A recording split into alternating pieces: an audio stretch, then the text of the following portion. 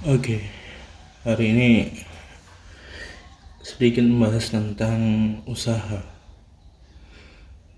Eh, Jika kemarin kita sedikit membahas tentang takdir, tapi belum sepenuhnya selesai, maka kita hari ini membahas tentang usaha. Bagaimana ada suatu pepatah yang mengatakan eh, usaha itu tidak akan mengkhianati hasil, yang artinya itu berarti apa yang kita usahakan itu nanti akan setara dengan apa yang kita hasilkan. Jadi hasil nanti adalah setara atau sebanding dengan apa yang telah kita usahakan. Ya istilahnya dibayar lah. Itulah bayarannya maksudnya. Ada suatu pepatah lagi yang mengatakan bahwa apa yang kita tanam itulah yang kita tuai. Apa yang kita tanam itulah apa yang kita panen. Dan membahas tentang apa yang kita panen dan apa yang kita tanam, bukan hanya maknanya kita menanam lalu kita menunggu. Manusia itu jangan seperti itu. Jangan kita hanya melakukan itu hanya sekali, dalam artian tidak ada perawatan dalam usahanya, nggak istiqomah, nggak konsisten. Seharusnya sebagai manusia, sebagai diri kita aja lah, dalam berlaku, dalam berusaha gitu harus istiqomah. Ya meskipun yang selalu kita sulit, kita anggap sulit adalah keistiqomahan. Memulai itu mudah, namun menjaga agar tetap konsisten itulah yang sulit ya. Memulai itu mudah, tapi tidak dengan menjaga. Seperti kita hafalan Al-Quran. Hafalan itu mudah, kamu hanya perlu menghafalkan satu lembar aja lah. Itu satu hari juga kamu bisa hafal. Satu halaman sehari bisa hafal. 45 menit gitu untuk sekian baris kamu bisa hafal. Tapi tidak menjamin untuk besok pagi aja kamu bangun tidur itu hafal, nggak juga. Selama kalau kamu hanya hafalan kemudian bertujuan untuk setoran lalu tidak istiqomah, ya buat apa? Nggak akan ada lanjutnya juga gitu. Begitu juga dengan usaha, perlunya kita merawat apa yang kita impikan itu. Kita menanam suatu hal, kita harus merawat dengan baik, maka hasilnya akan menjadi baik. Begitu juga dengan cinta. Cinta itu harus dirawat. Selama cinta itu dirawat, dia akan menjadi baik-baik saja, malah menjadi lebih sehat. Selama dirawat suatu hal itu, ya akan menjadi hal yang baik-baik aja, akan menjadi lebih baik ya. Begitu juga dengan cinta gitu kan.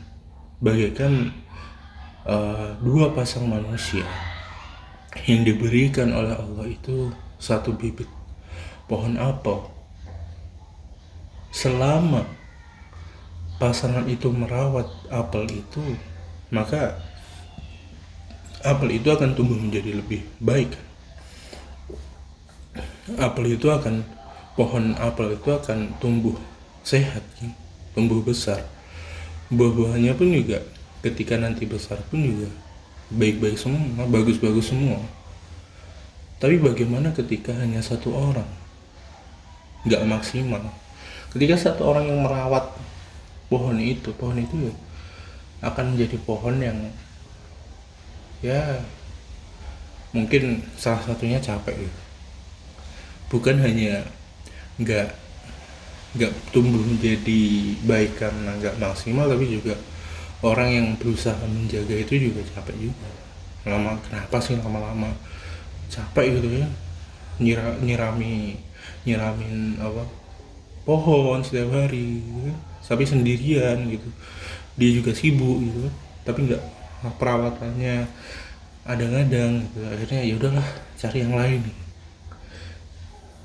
Apalagi kalau nggak dirawat sama sekali, pohon yang nggak dirawat sama sekali mau tumbuh aja enggak gitu, mau tumbuh aja enggak ya, seperti itulah. Butuh konsistensi ya.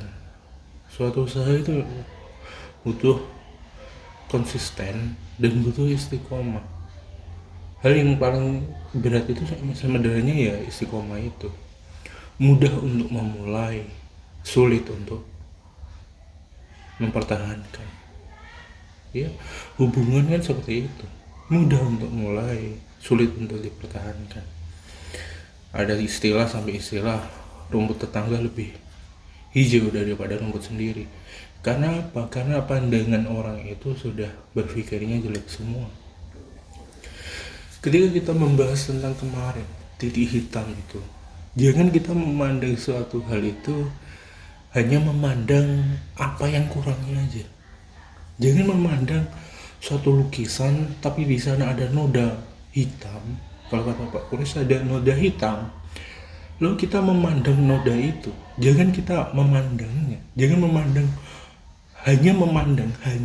jangan kita hanya fokus kepada noda itu. Jangan kita fokus ke noda itu. Sama seperti tai lalat gitu.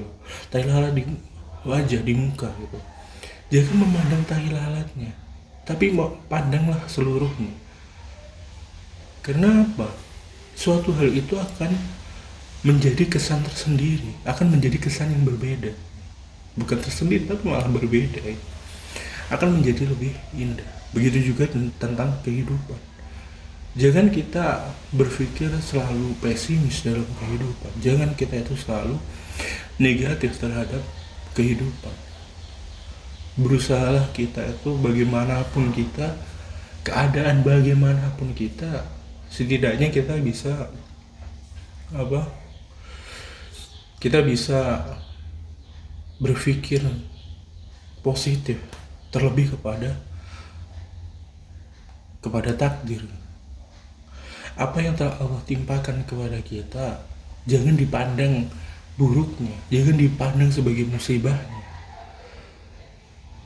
jangan dipandang musibahnya gitu, tapi pandanglah hikmahnya. Sebenarnya kehidupan kita itu, kita disuruh untuk mencari pelajaran. Apa yang bisa kita petik dari setiap apa yang kita lihat, apa yang kita rasakan, apa yang kita dengar, apa yang kita rasakan, apa yang kita pernah icipi semua. Dan kehidupan kita itu pemikiran kita itu tidak sebatas untuk berpikir kemudian menyimpulkan. Namun kehidupan kita selama di dunia itu hanya untuk berpikir dan terus berpikir. Dan untuk apa? Ya karena gini, ketika kita menyimpulkan suatu hal yang belum selesai, akan timbul persepsi yang kurang. Kita tidak pernah tahu sifat seseorang sebelum kita belum lama kenal dia. Kita baru kenal, kita melihat orang itu tingkahnya cuek dan lain-lain. Karena kita ketemu pertama kali ketemu dengan orang yang cuek, kita ketemu dengan orang yang nggak ramah lah menurut kita, orang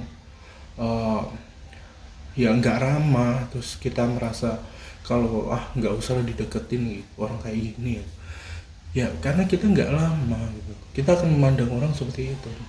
Tapi berbeda lagi kesan kita nanti ketika kita benar-benar kenal dengan dia. Tapi terkadang kalau kita sudah masuk ke dalam sana, kita jarang sekali kita berpikir. Ya kita kayak ngikutin arus tanpa kita berpikir. Pernah nggak ketika kita kayak memandang, ya udahlah seperti pertemanan gitu, kita memandang orang gitu, orang ini pertama ketemu nih, orang ini kayak gini gini gini, orang ini nggak senang berteman dengan dia. Tapi lambat laun nih, tanpa kita sadar, kita masuk ke dalam arus kehidupan dia. Lambat laun kita kelama-lamaan juga kayak berteman aja dengan dia. Sampai-sampai kita nggak ngerasa gitu, kita malah berpikir, tiba-tiba kita berpikir ya orang itu baik-baik aja gitu. Sudah lupa dengan apa yang kita nilai saat dulu gitu.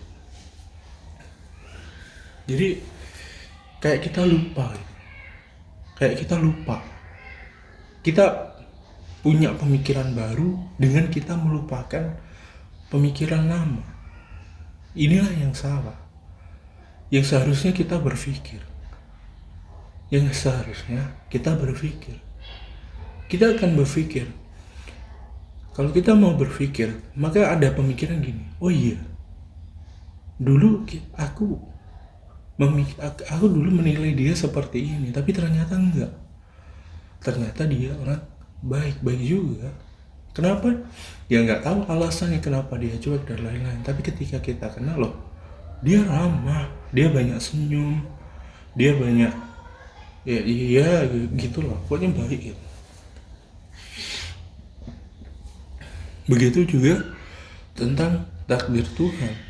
Bagaimana ketika apa yang kita impikan, apa yang kita inginkan, apa yang kita dulu pernah doakan, tanpa kita catat ya kita doakan kepada Allah, kemudian lambat laun kita lupa tentang doa itu, kayak merasa pada saat doa itu Allah nggak ngabulin nih, ya udahlah nggak usah doa lagi, ataupun sudah capek berdoa gitu.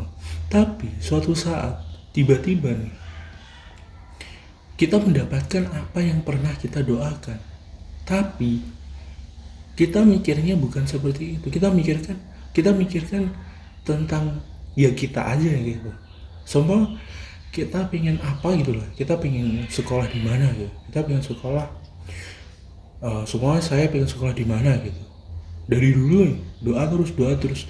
Saya lupa sampai. Terus akhirnya saya berhenti sampai saya lupa saya pernah doa. Saya ingin kemana? Saya ingin jadi apa? Saya ingin mendapatkan apa gitu.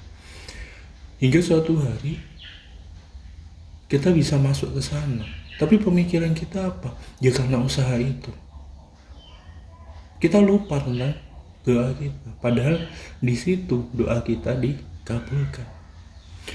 Doa kita nggak dikabulkan saat itu, tapi bisa jadi doa kita dikabulkan di masa yang akan datang.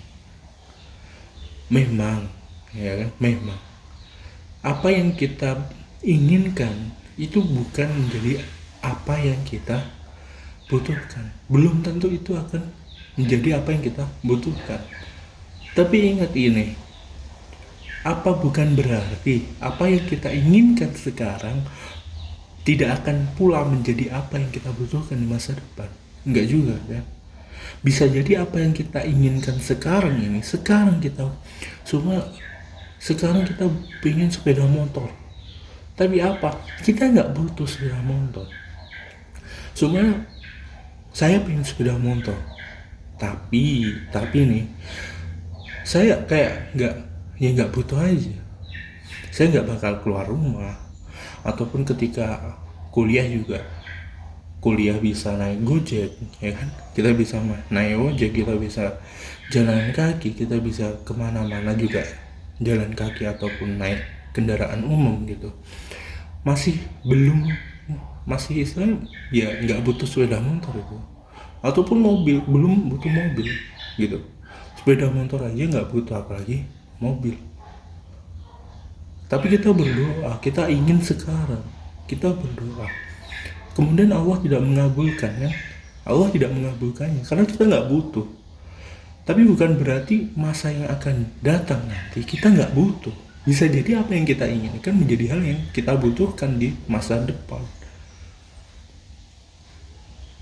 Contohnya apa? Yaitu tadi, kita sekarang berdoa, pengen kendaraan, pengen mobil, pengen sepeda motor, pengen mobil.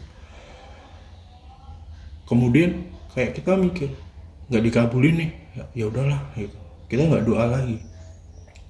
Suatu saat nanti kita kerja kita jauh, kita butuh kendaraan, juga nggak bisa melulu frekuensi ketika kita pulang pergi jauh gitu, kita nggak memungkinkan kayak naik kendaraan umum, karena kalau kendaraan umum punya jadwal, terus juga butuhnya kita juga lebih banyak, kita keluar kemana-mananya, itu kita kayak pemikiran beli mobil aja, beli sepeda motor, beli mobil gitu. Terus tiba-tiba punya uang, ya bukan tiba-tiba istilahnya kun fayakun, ada uang di depan, enggak gitu. Kita punya uang, kita punya penghasilan, terus kita kita punya uang, ya udah beli mobil. Kita dalam keadaan itu terkadang kita lupa kalau itu dulu pernah kita berdoa, aku pengen sepeda motor, aku pengen mobil gitu. Soalnya kita pengen mobil, aku pengen mobil. Dulu pernah berdoa aku pengen mobil, nggak dikabulin. Kemudian di masa yang akan datang, di masa depan, ternyata pekerjaan kita membutuhkan mobil, membutuhkan kendaraan. Akhirnya kita punya uang, kita beli. Di sana kita lupa bahwa sebenarnya Allah sudah mengabulkan apa yang kita inginkan, menjadi apa yang kita inginkan. Kita memandang bahwa kehidupan kita itu usaha, sudah lupa bahwa kita pernah berdoa. Malah kita berpikir apa yang kita dapatkan saat itu adalah karena usaha kita. Menurut diri pribadi, ketika memandang tentang usaha gitu ya, ketika kita berhasil, jangan kita itu melupakan Allah, karena semua kemudahan itu berasal dari Allah. Apa yang kita usahakan semuanya dari Allah. Jangan lupakan Allah. Apa yang kita usahakan, jangan pandang itu karena diri kita. Jangan pandang karena diri kita. Oh, aku bisa buat ini. Jangan pandang karena kita bisa. Jangan pandang karena kita berusaha. Tapi pandanglah, itu adalah kemudahan dari Allah. Itu semua hasilnya berasal dari Allah. Itu anugerah dari Allah. Ya. Dan ketika kita gagal, jangan kita malah ingat Allah. Dalam arti apa? Kenapa sih sudah usaha banyak-banyak, kita sudah usaha kesana kesini, belajar, berusaha, pray hard, work hard, ya kan? Hingga mungkin satu malam ya, setiap malam bangun, sholat ya, berdoa, belajar sampai berhari-hari ya, menjaga sholat 40 hari, menjaga sholat ke 40 hari, ya salah ya kan? 40 setelah 40 hari biasa lagi, ya apa gunanya gitu. Maksudnya jangan ketika kita gagal, memandang kita gagal, kemudian kita menyalahkan Allah. Aku sudah usaha, kenapa? Sudah usaha keras ya kan, work hard ya, juga pray hard juga gitu.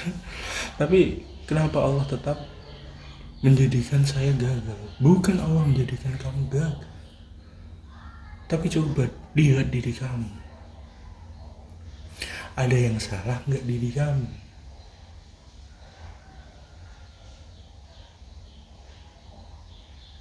Kegagalan itu berasal dari manusia.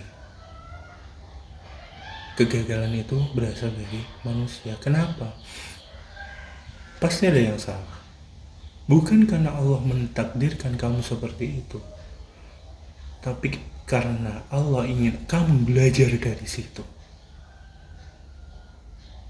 Alhamdulillah ketika kita berhasil. Alhamdulillah, bersyukurlah. Ingatlah Allah saat itu. Jangan memandang Jangan sekedar kayak alhamdulillah gitu, kayak formalitas gitu. Ketika kita diterima di PTN yang kita inginkan gitu, alhamdulillah. Tapi alhamdulillah itu hanya sebagai ungkapan formalitas gitu. Karena kita sudah biasa, tapi kita nggak mikir gitu, nggak mikir sejauh mata memandang, sejauh apa yang bisa kita pikirkan. Bahwa sebenarnya usaha manusia itu 20% daripada usaha itu 20%, 80%-nya lagi apa? Luck. 80%-nya itu ada karunia Tuhan, ada karunia Allah gitu. Jangan ketika kita berhasil kita berpikir alhamdulillah gitu, tanpa kita berpikir panjang bahwa ini adalah anugerah Allah, ini adalah apa yang saya inginkan, ini adalah pemberian dari Allah.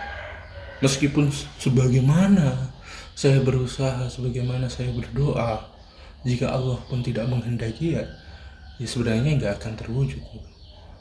Sebenarnya pembahasan ini akan menuju kepada satu hal pembahasan yang cukup menarik untuk dibahas, yaitu adalah apakah usaha itu selalu membuahkan hasil gitu.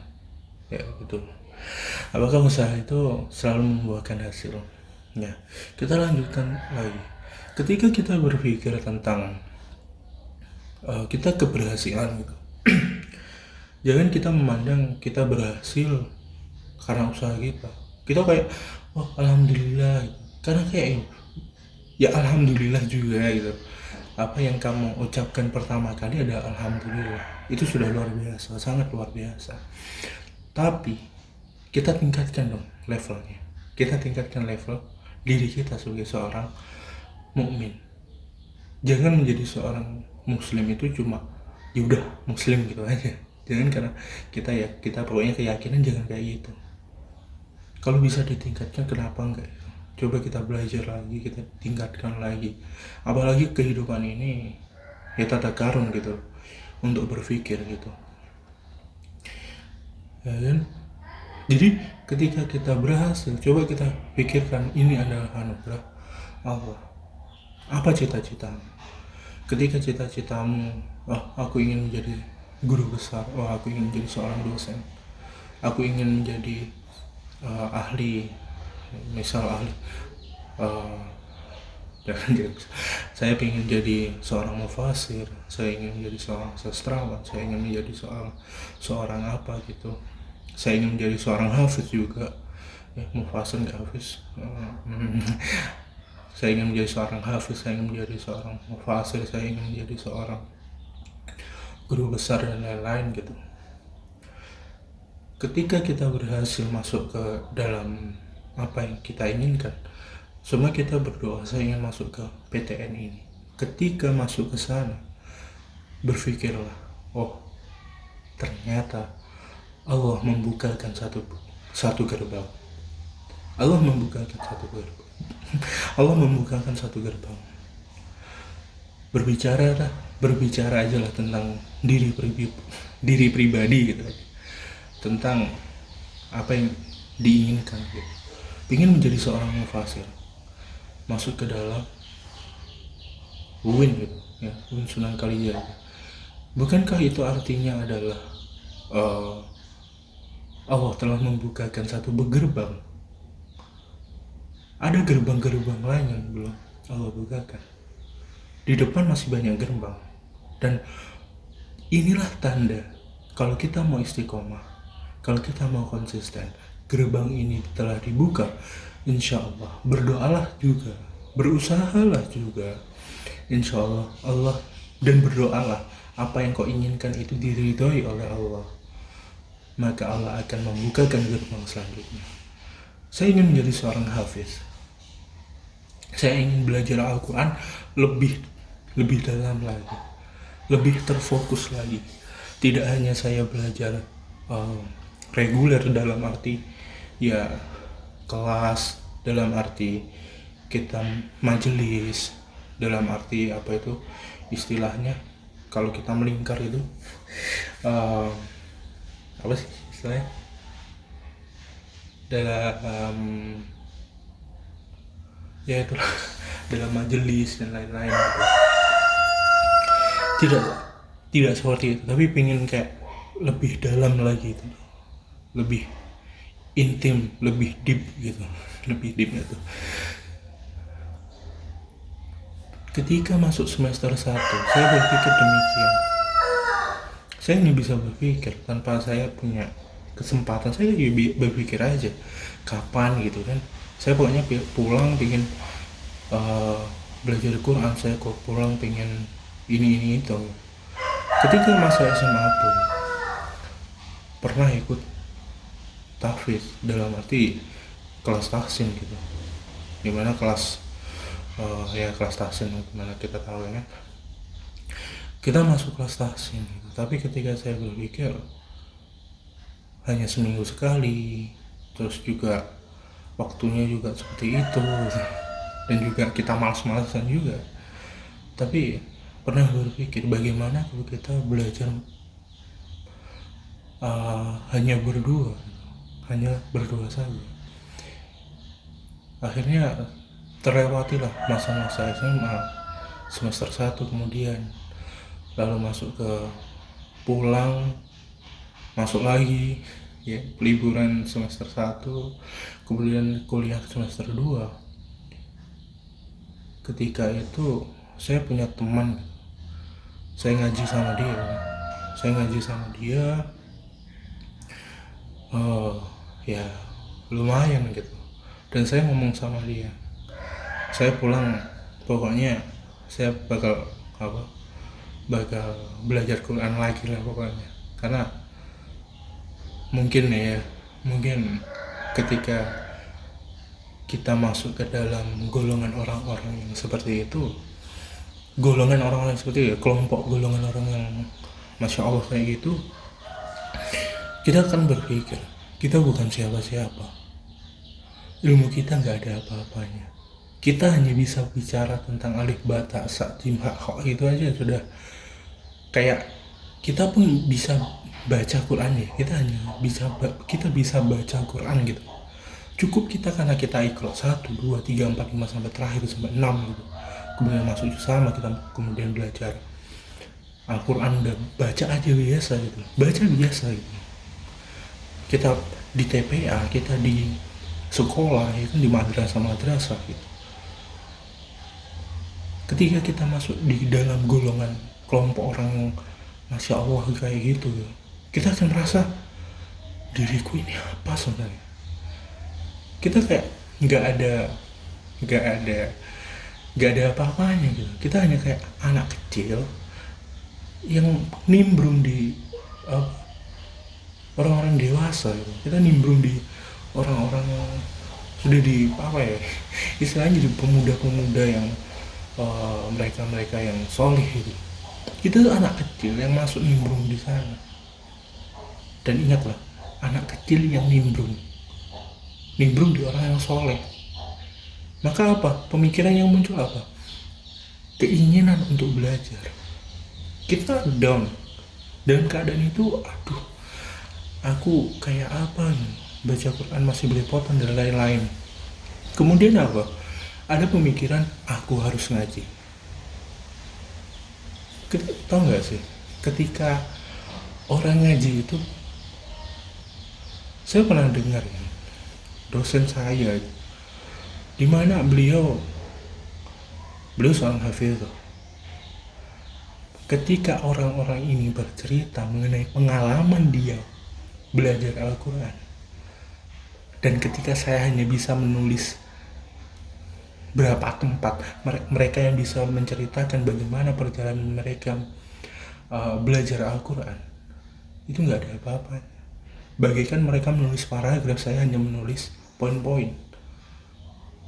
seperti istilahnya TPA, madrasah, udah, nggak ada yang lain. Mereka bisa menyebut tempat, mereka bisa menyebut sanad. Hal yang tidak pernah dipikirkan di dalam diri kita adalah sanad itu loh. Kita keren gitu ya, bisa kita bisa menyebut buku gitu.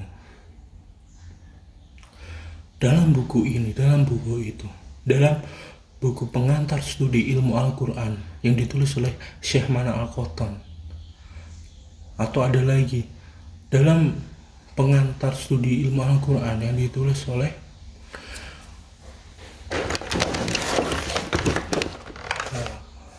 pengantar ilmu Al-Quran yang ditulis oleh Muhammad Hasbi Asdiki tahun 80 ya kan, tahun berapa, tahun sekian gitu.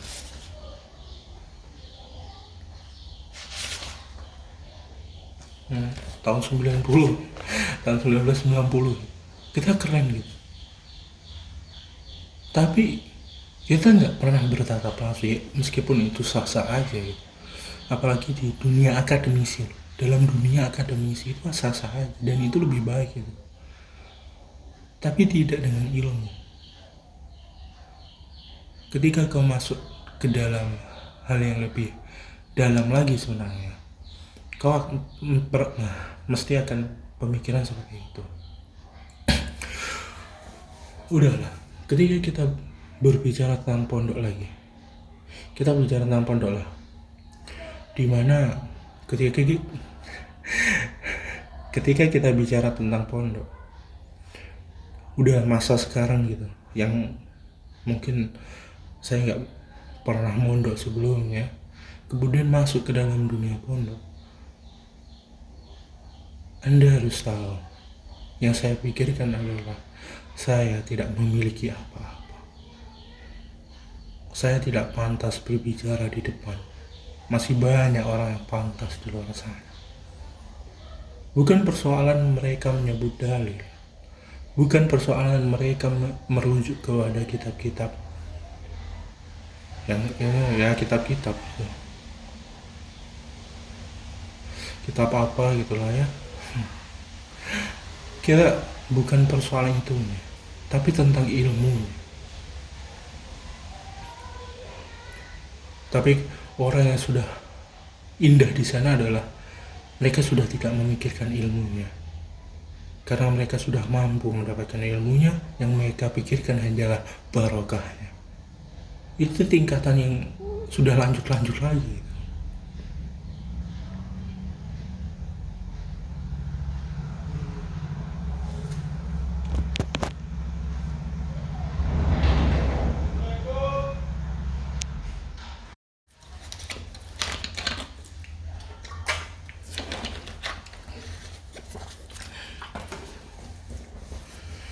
Ya, ketika kita bicara tentang ilmu, ya, ketika kita bicara tentang ilmu, mungkin kita akan geleng-geleng kepala tentang agama, khususan ilah agama, ilah din gitu ya. Khusus kepada ilmu agama, kita akan merasa kita bukan apa-apa, kita nggak tahu apa-apa. Apa fikih, apa itu fikih, nggak tahu apa itu. Yang kita tahu itu hanya hanya sebuah dasar gitu. Ya kita ketahui hanyalah sebuah dasar, namun tidak merujuk yang lebih dalam lagi. Itulah tentang ketika kita bicara tentang ilmu gitu, yang bicara tentang yang kita dapatkan gitu. Kita kembali kepada tadi, apa yang kita usahakan. Saya ingin menjadi, ketika saya mendengar cerita-cerita mereka, ketika dimana mereka itu belajar ilmu agama, saya ngomong sama teman saya tadi, saya pulang saya belajar tahsin. Bodoh amat, gak tahu gimana caranya, pokoknya saya belajar tahsin. Tidak tahu nih, Allah mengabulkan doa saya. Maret deh, gak tahu itu beritanya kapan kan, tapi saya ingat Maret. Corona masuk ke Indonesia, kemudian Maret kampus mengumumkan untuk segera mengosongkan universitas. Pondok pun juga demikian. Ketika pondok sudah mengumumkan untuk mengosongkan asrama, ingat itu hari Senin sudah mulai libur, sudah mulai aktivitas online semua. Kemudian hari Senin itu juga hari sore kayak gitu ya, itu sudah ada pengumuman dari asrama, hari Jumat semuanya harus dikosongkan, semuanya harus meninggalkan asrama, dan akhirnya pulang. Dan ketika pulang, saya nggak berpikir tentang saya pengen ngaji dan lain-lain gitu. Saya cuma pikir ya udah, karena corona saya mikirkan kayak tugasnya kayak apa, aktivitasnya kayak apa, saya di rumah kayak apa nanti dan lain-lain gitu. Tiba-tiba ya saya ngomong aja gitu, kepada ayah saya, Pak, saya pengen ngaji tahsin. Akhirnya ya udah, akhirnya manggil guru. Akhirnya saya belajar Al-Quran kembali. Dan setelah selang beberapa waktu saya belajar, saya berpikir, bukankah Allah sudah membukakan pintu saya yang lain ingin menjadi seorang hafiz? Kita butuh usaha kan? Bukan berarti butuh konsisten, butuh dipaksa.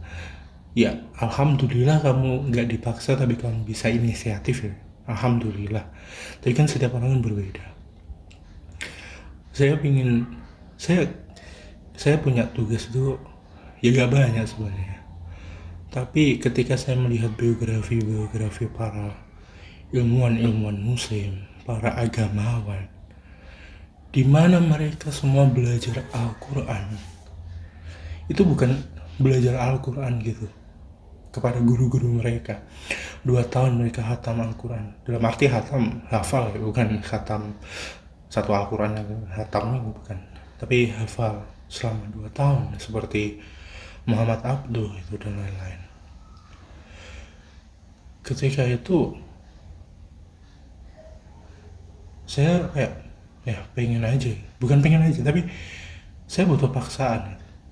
Kalau saya pernah inisiatif ketika di Jogja, itu sulit ya. Inisiatifnya sulit, gak ada paksaan kan.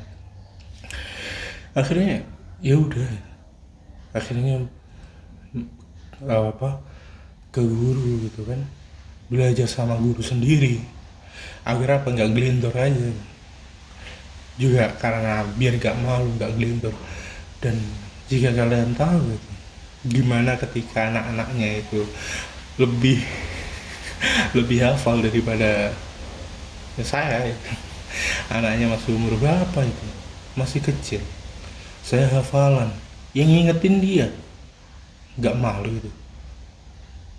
Ketika saya hafalan di depan ayahnya gitu, anaknya masuk, hafalan hilang semua, udah kayak down gitu. Sudah melihat wajahnya aja sudah kayak mental dalam dirinya sudah hancur gitu. Kayak yang tadinya mempersiapkan hafalan ya, sebelumnya mempersiapkan hafalan gitu, ketika anaknya datang, tiba-tiba apa yang saya siapkan tadi runtuh aja, kayak runtuh. Ya udah runtuh aja, sudah nggak bisa ngomong, nggak pede langsung. Itu udah ya kisah-kisah kayak gitu ya.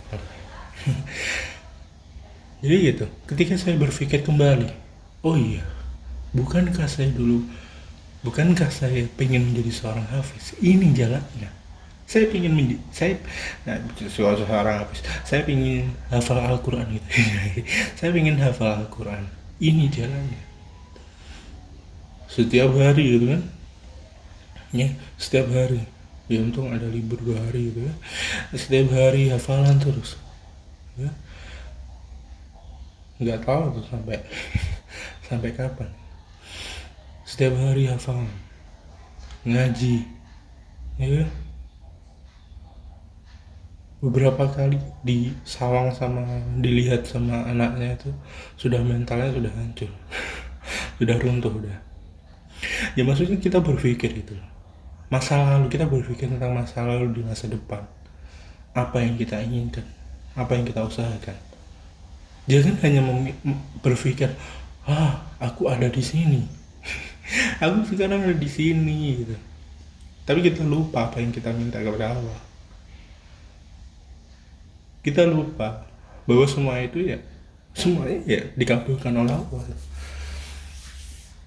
Saya pengen HP, ya saat itu nggak diberi HP, tapi suatu nggak tahu kelas berapa gitu kan, kapan gitu tiba-tiba dapat HP, tapi mikirnya ya kayak biasa aja, ya saya beli HP karena saya punya uang gitu, tapi lupa ya itulah doa kamu dikabulkan. Kita lupakan doa kita ya kan? Kita terkadang terlupa dengan apa yang kita doakan. Kemudian ya ya inilah gitu. Membahas tentang lupa tadi, lupa gitu. Apa ya, ketika apa ya, ketika kita berpikir ya kan, ketika kita berpikir maka kesan itu akan berubah. Malah kita itu harusnya bersyukur. Kita akan malah bersyukur dari yang tadinya kita meronta, kita berpikir negatif. Kalau kita mau berpikir, kita pasti akan berpikir positif. Kalau kita mau berpikir, kalau kita masih berpikir setengah, masih negatif, berpikir lagi, masih negatif, berpikir lagi. Pikiran itu unlimited gitu. Kita berpikir aja sampai positif. Carilah hikmah di dalam peristiwa gitu. Apa yang terjadi, carilah itu. Gak mungkin kalian lupa dengan satu ayat kayak ini gitu. Inna fi khalqis samawati wal ard wahtilafil laili wan nahar la ayatil liulil albab. Di dalam penciptaan dan pergantian siang dan malam terdapat apa? Ayat. Terdapat tanda-tanda baik, tanda-tanda Allah, tanda-tanda kebesaran Allah. Tapi apa? Liulil albab, hanya untuk orang-orang yang berilmu. Dalam arti orang yang berpikir. Orang yang berilmu, kalau dia nggak berpikir, ya udah. Dia akan berpikir aja kayak biasa. Tapi mereka akan melihat kebesaran Allah ketika mereka mau berpikir. Disebutnya ulil albab karena mereka yang mau berpikir, yang dapat melihat kebesaran Allah. Selama kita nggak mau berpikir, kita nggak akan pernah melihat apa yang sebenarnya Allah hikmahkan kepada kita, apa yang sebenarnya Allah pesankan kepada kita di setiap kehidupan kita. Begitu juga ayat selanjutnya ya. Gimana ayatnya?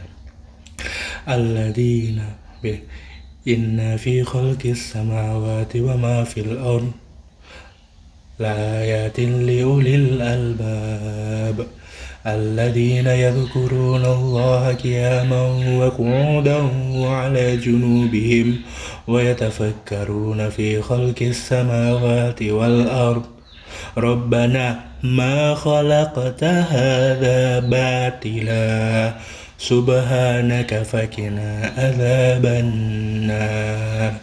Rabbana ma khalaqta hadza batila.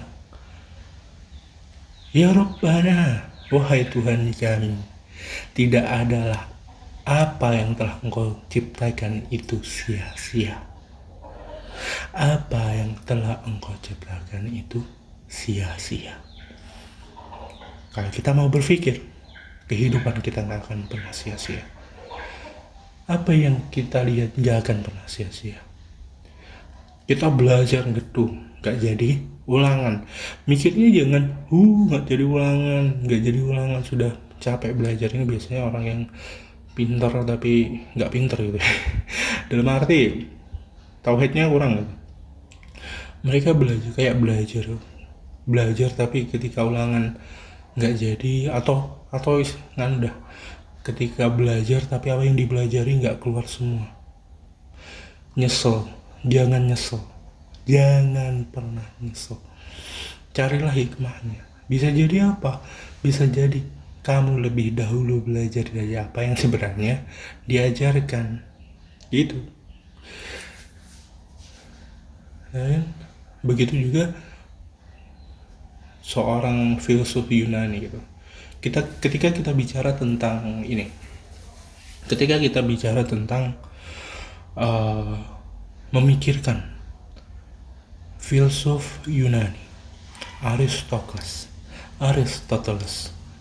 beliau mengatakan bahwa manusia sebelum berada di pentas dunia itu berada di alam ide. Bisa dikatakan itu adalah alam roh. Dan kemudian ketika manusia itu lahir, maka manusia membawa ingatan-ingatan masa di alam roh, membawa ingatan-ingatan. Jadi mudahnya itu manusia telah mengalami kehidupan, kemudian diulangi lagi di kehidupan dunia. Di alam ruh manusia sudah mengalami kehidupan yang sama, kemudian mati, kemudian dimasukkan ke dalam. Kita nggak tahu kan alam ruh seperti apa, matinya seperti apa, atau berpindahnya seperti apa. Tapi yang tentunya manusia seakan mengulangi apa yang pernah dilakukannya di alam ruh. Mungkin bisa jadi demikian, itu terjadilah suatu kondisi di mana kita merasa kita pernah melihat, menyaksikan suatu suasana, ambient dalam suatu peristiwa. Tapi kita ingat betul kita tidak pernah melakukannya. Atau istilah kerennya disebut dengan déjà vu. Itulah, gitu. Dan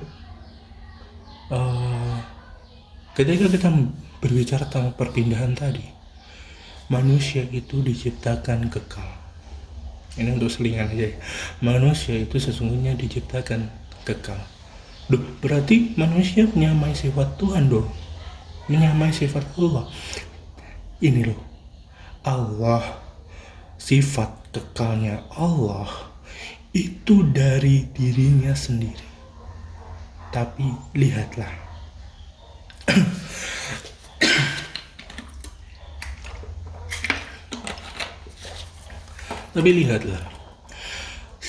kekalnya manusia adalah pemberian.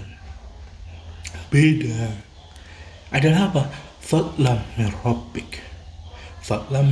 meropik, karunia dari Allah. Ada menyebutkan apa? Hakikat kematian, hakikatul maut itu adalah berpindahnya rahmah ke rahmah, dari rahmah ke rahmah, dari kasih Tuhan ke kasih Tuhan yang lain. Dan disebutkan juga bahwa manusia itu kekal, namun untuk menuju kekekalan manusia perlu berpindah. Bukan untuk menuju kekekalan, tapi manusia perlu berpindah. Meskipun manusia kekal, manusia perlu berpindah. Manusia perlu berpindah.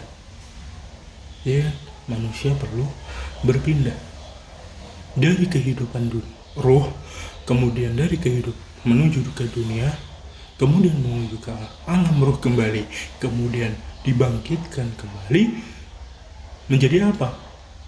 Al-Quran menjadi bentuk manusia.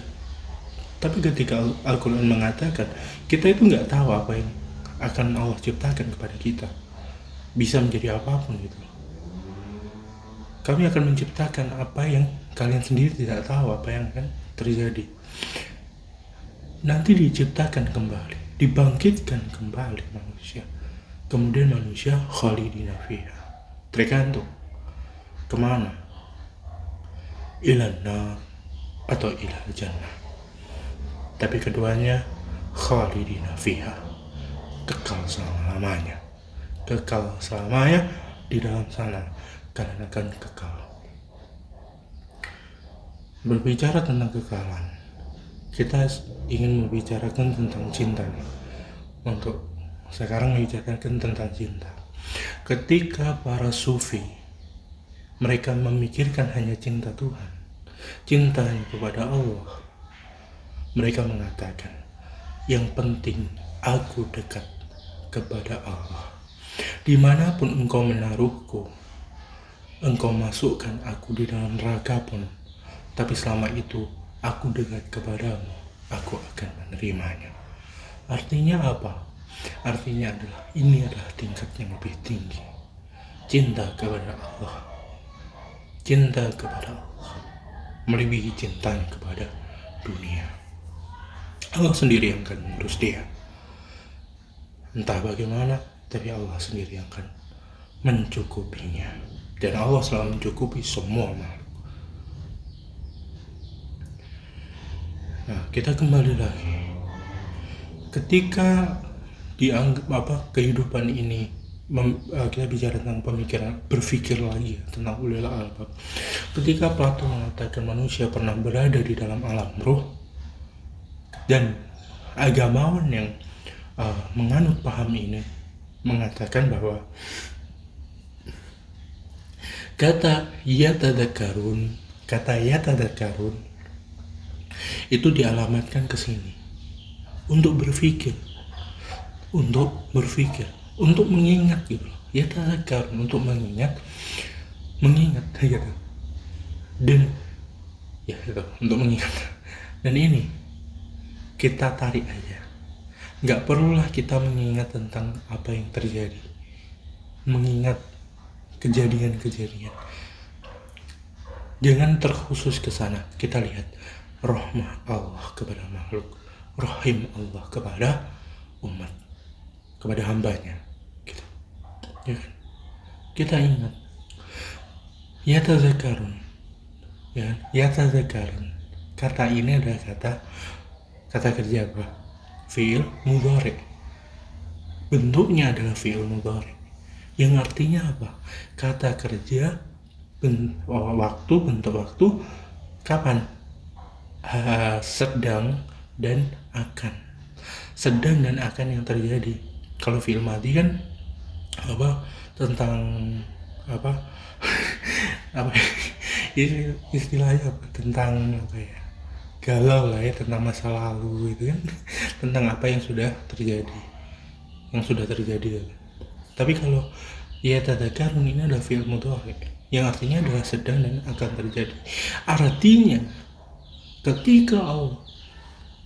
ketika kita diperintahkan untuk berpikir, kita berpikirlah.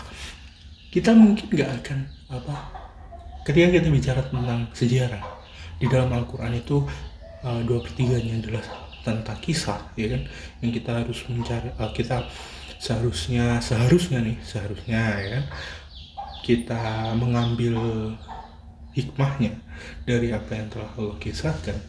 Yang nggak tahu diambil nggak sama kita itu, ya, ya manusia yang seharusnya diambil. Allah mengatakan apa? Kalau kamu di dalam surat Al-Waqiah, ya, ini kelompok ayat, kalau di Al-Misbah itu kelompok ayat 57-62, itu dikatakan kalau kamu belum mengambil pelajaran dari yang lalu, maka ambillah pelajaran dari yang akan datang. Yang artinya apa? Yatadzakarun, bentuknya ini adalah tidak akan kedaluarsa. Yang artinya perintah Allah kepada kita itu adalah infinity, adalah selamanya. Sejarah itu bagaikan spiral. Bentuknya memang selalu sama, tapi dia bergerak maju. Keadaannya sama, masalahnya juga sama-sama aja, tapi polanya sama, tapi keadaannya berbeda. yang akhirnya menyebabkan apa? Mungkin juga karena manusia pemikirannya juga lebih maju juga, masalah permasalahan ini tadi menjadi lebih kompleks aja gitu. Dan inilah kita diperintahkan untuk berpikir. Kalau kamu belum bisa mengambil pelajaran dari yang lalu, ambillah pelajaran dari yang sekarang. Artinya apa? Di depan kamu itu setiap hari ada pelajaran dari Allah. Allah selalu memberi kamu peringatan di depan kamu. Maka ambillah pelajaran itu. Dan ingatlah, tidak pernah ada yang namanya kebetulan. Tidak pernah ada yang namanya kebetulan. Kemudian kita akan lanjut kembali kepada pembahasan tentang apakah usaha itu selalu membuahkan hasil.